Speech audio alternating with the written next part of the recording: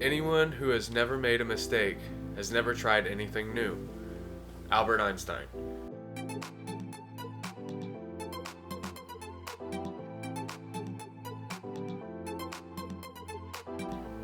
Who here has tried creating a vision board as a way of building new habits? If you haven't, why not let this be the year you try it out? See if it's something that could work for you.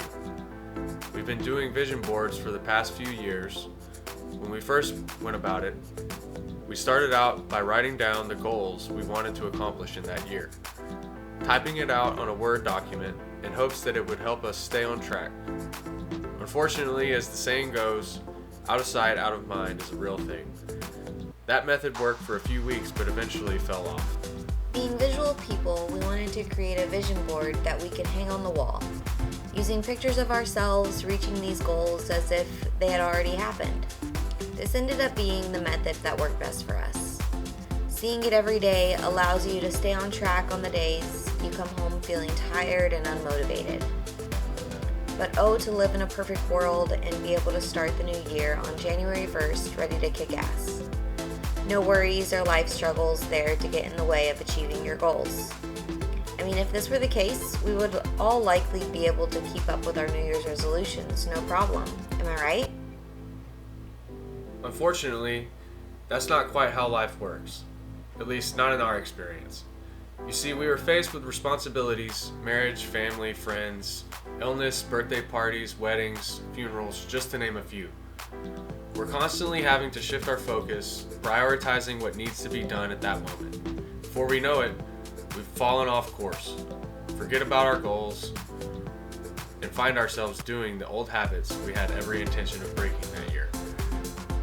That's where the reset method comes in. James Clear mentions it in his book Atomic Habits. I can't remember what he says exactly. All I know is he mentions it being common for us to fall off track throughout the year.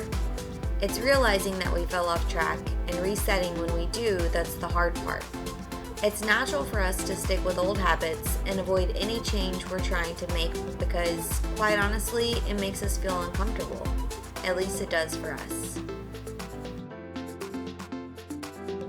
Clear also mentions something along the lines of the reason that we as people fall into these old habits is because we're comfortable there. Trying to implement new habits is uncomfortable. Therefore, when we fall off track juggling life, we are essentially falling back into our comfort zone.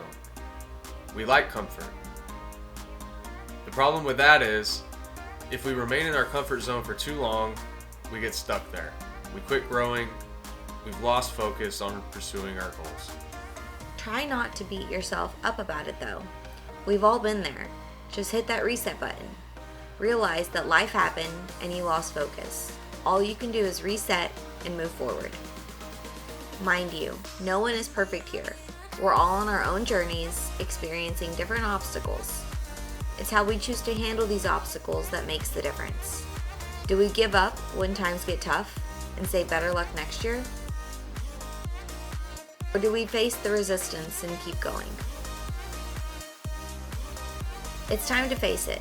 Allow yourself to grow beyond your comfort zone and experience things you never imagined. You're given one life. It's your choice to live it.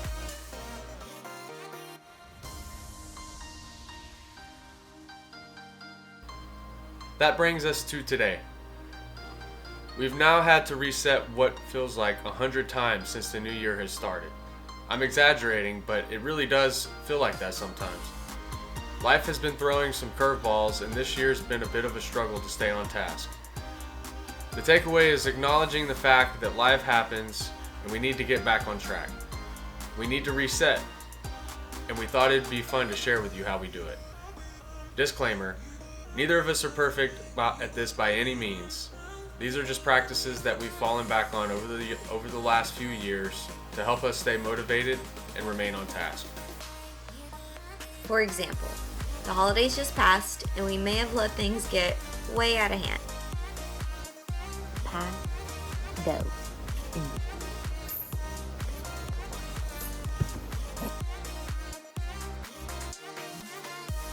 It's these old habits we're aiming to break this year, if the goal is to eat healthy. First things first, the environment. We love to reset the environment before we get started on a new goal or task. For us, it's a way of decluttering the mind. Almost like cooking in a clean kitchen. It's one of my favorite feelings. All of the dishes are clean, you know where everything is, the fridge and the pantry are both organized, overall making the cooking experience so much more enjoyable. Imagine how much easier it will be to start eating healthy if you reset your kitchen first. Get rid of all the junk food and unhealthy foods you're trying to cut out. Or maybe you're working from home and a goal you're wanting to achieve is to create more structure and motivation in your workspace. When at home, it can be challenging to train your mind to go from relaxation mode to work mode. The solution that we found is to reset some of the areas in your home. For example, in our previous home, we were living in a 2-bedroom apartment with our 2 dogs. At first, our bed was in the master bedroom with a walk-in closet, using the second bedroom or the smaller room as a shared office. This worked out great at first, but after about a year, spending 80% of our time in the office, it started to feel like the walls were coming in on us. We desperately needed a change of space. After realizing things, it made the most sense to swap rooms. The master bedroom, having almost triple the space being used for sleeping, wasn't, in our opinion, the best way to utilize the room.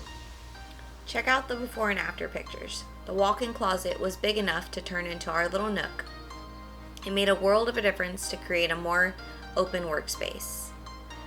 Now that the space has been reset, our vision boards are hanging on the wall, we can come into a workspace feeling motivated and ready to knock off the to-do list. We hope these examples of resetting your environment and vision boards help with staying on track this year. Let 2023 be your best year yet.